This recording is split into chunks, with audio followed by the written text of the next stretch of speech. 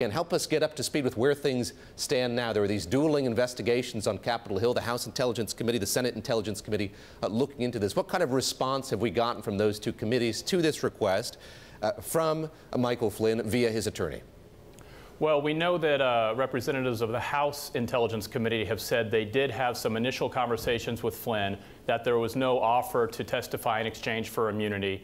And the Democratic head of that committee has said it's just too early for that to happen.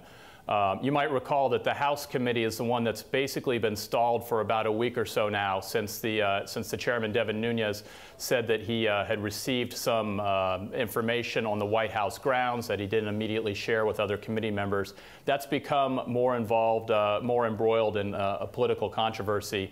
The Senate Intelligence Committee this week went ahead with their first public hearing yesterday into this investigation about Russia's role in the election. And that's the one, I think, from the beginning that people expected to take the issue more seriously and be a little bit less political. And that's what we've seen from the Democratic and Republican leaders of the committee this week. We see the visage of Jared Kushner on the screen there, a senior advisor to the president. There is reporting that he will be testifying on Capitol Hill as well. What could we learn from Michael Flynn? I imagine there's a lot of speculation about why he would have made this offer. What's your sense of what we could learn?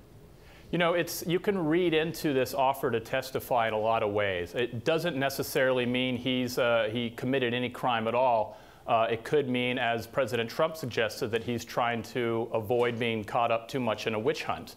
On the other hand, he may have quite a bit of information about what went on in the early days of the Trump administration, in the weeks before Trump took office, and in fact during the campaign when it wasn't even clear that Trump would win.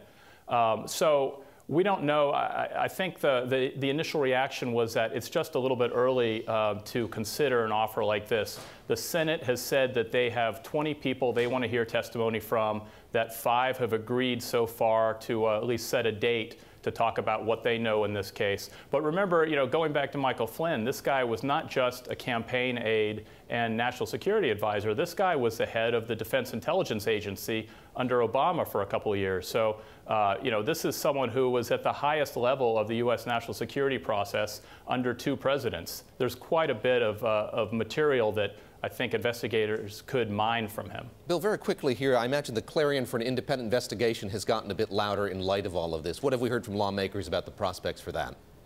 Well, the breakdown we saw on the House side really accelerated calls for some sort of either a select panel or special investigation into all this. I think that's what you saw on the Senate intelligence side this week. Leaders there really want to make sure they keep a firm grip on what's going on with this investigation.